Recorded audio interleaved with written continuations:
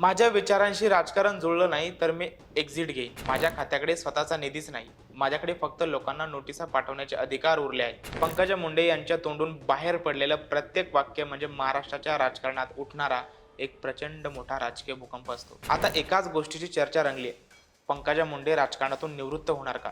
पण ज्यांना महाराष्ट्रातल्या सत्ता कारणाची नस ठाऊक आहे त्यांना चांगलाच पत्ता आहे की राजकारणात निवृत्तीचं कोणतंही वय नसतं. मग प्रश्न उरतो, पंकजा ताईच्या या रिटायरमेंटच्या आणि एक्झिटच्या वक्तव्यामागे नक्की कसलीही अस्वस्थता? ही खरोखरच त्यांची घुसमट आहे की पक्षांतर्गत अन्यायाविरुद्ध आणि स्वतःच्याच महायुतीविरुद्ध फुंकलेलं हे एक रणशिंग आहे? पंकजा मुंडे यांची ही नाराजी काही एका रात्रीत आलेली नाही. यामागे साचलेली खतखत जुनीच आहे. जेव्हा त्यांना डिसेंबर 2024 मध्ये पर्यावरण मंत्रालयाची जबाबदारी मिळाली तेव्हा अगदी काही महिन्यानंतर नाशिकच्या व्यासपीठावरून आणि थेट विधान परिषदेत पंकजा मुंडे यांनी उघडपणे विधान केलं होतं की पर्यावरण खात्याला पुरवणी मागण्यांमध्ये 0 रुपयांचा निधी मिळाला. ज्या खात्यामध्ये स्वतःचा विकास निधीच नाही तिथं काय काम करणार? फक्त नोटिसा पाठवणारी मंत्री, अशी स्वतःचीच अस्वस्थता त्यांनी बोलून दाखवली होती. इतकंच नाही तर खात्यांच्या वाटपावरून आपली अस्वस्थता मांडताना पंकजा ताईंनी थेट तुलनाच केली. त्या म्हणाल्या, धनंजय मुंडेंना समाज कल्याण खातं मिळालं होतं, मला तर पशुसंवर्धन आणि पर्यावरण खातं मिळालंय, जिथे व्यक्तच होता येत नाही. पर्यावरण मंत्रालय नक्की काय आहे हे लोकांना समजवता नाकी नऊ येतात, असं पर्यावरण मंत्री पंकजा मुंडे म्हणाल्या. पण या सगळ्या राजकीय संघर्षाचा थेट बीडच्या मातीवर, वंजारी समाजावर आणि समर्थकांच्या मानसिकतेवर काय परिणाम होतोय? पंकजा ताईच्या या एक्झिट इशाऱ्याने बीडचं वातावरण कसं तापलंय या संदर्भात अधिक माहिती घेऊया आमच्या बाई माणूसच्या बीड प्रतिनिधी सुकेशनी नाईकवडे यांच्याकडून.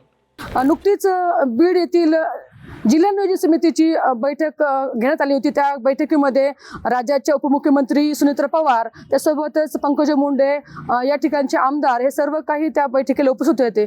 मागच्या 31 आणि 1 तारखेमध्ये जे आहे ते पंकजा मुंडे बीड जिल्हा दौऱ्यावर होत्या आणि त्या दौऱ्याच्या दरम्यान ते बैठक जे आहे पार पाडून त्या पुढील कार्यक्रमासाठी म्हणजेच परळी तालुक्यातील सिरसाळा या ठिकाणी माजी मुख्यमंत्री वसंतराव नाईक यांच्या जयंतीच्या कार्यक्रमामध्ये हजेरी लावण्यासाठी त्या येत असताना रस्त्यांची जी कामं आहेत ते मागच्या 2 वर्षापासून रखडलेली आहेत आणि आजतागायत ते कामं जे आहेत ते पूर्वत्वाकडे गेलेले नाहीत आणि म्हणून त्या रस्त्याने येत असताना पंकजा मुंडे यांना खूप सारा त्रास झाल्याचं देखील त्यांनी बोलून दाखवलेलं आहे आणि या त्रासाचा त्यांच्या मनावर देखील खूप असा वेगळा परिणाम झाल्याचं देखील पाहायला मिळालं आहे आणि त्यांनी ते तसं वक्तव्य देखील केलेलं आपण पाहिलेलं आहे. आणि कार्यक्रमाला या रस्त्याच्या काम सुरू असल्याच्या कारणामुळे त्यांना कार्यक्रमाला जाण्यास देखील लेट झाला आणि लेट झाल्यानंतर पंकजा मुंडे यांना थोडीशी चिडचिड देखील झाल्याचं पाहायला मिळालेलं आहे. आणि म्हणून जेव्हा पंकजा मुंडे यांनी भाषण देत असताना ते वक्तव्य केलेलं आहे की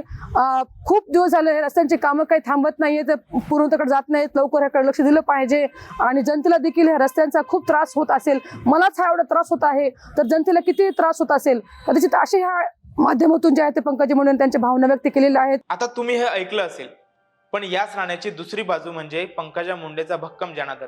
जेव्हा जेव्हा देवेंद्र फडणवीस किंवा पक्षाचे वरिष्ठ नेते बीडच्या मंचावर उपस्थित असायचे तेव्हा आष्टी असो वा परळी, कार्यकर्ते एकच घोषणा द्यायचे, महाराष्ट्राची एकच ताई पंकजा ताई आणि भावी मुख्यमंत्री पंकजा मुंडे. मंचावर फडणवीस असताना कार्यकर्त्यांनी उठवलेला हा भावी मुख्यमंत्र्यांचा आवाज उगीच नव्हता. जरी मला पदापासून दूर ठेवलं तरी मी लोकांच्या मनातील मुख्यमंत्री आहे, हा संदेश पंकजा ताईंनी वारंवार आपल्या आक्रमक भूमिकेतून दिला. त्यामुळे एकीकडे कार्यकर्त्यांची त्यांना मुख्यमंत्री पदावर पाहण्याची तीव्र इच्छा आणि दुसरीकडे पक्षात मात्र त्यांना मिळणारी दुय्यम खाती, या विरोधाभासातूनच पंकजा मुंडेंचा हा संघर्ष अधिक टोकदार बनत चाललाय. पंकजा मुंडे यांची रिटायरमेंटची भाषा म्हणजे पराभव स्वीकारून घरी बसणं अजिबात नाही, हा तर पक्षांतर्गत कोंडी भेदण्यासाठी आणि महायुतीवर स्वतःचं राजकीय वजन वाढवण्यासाठी खेळलेला एक अत्यंत हुशारीचा दबाव तंत्राचा गेम आहे. त्यामुळे पंकजाताई खरोखरच एक्झिट घेणार की या आक्रमक भूमिकेने महाराष्ट्राच्या राजकारणात आणि आगामी समीकरणांमध्ये एक नवीन भूकंप घडून आणणार, याकडे आता संपूर्ण महाराष्ट्राचं लक्ष लागून राहिलंय. बाकी तुम्हाला यावर काय वाटतं आम्हाला कमेंट करून नक्की सांगा. धन्यवाद.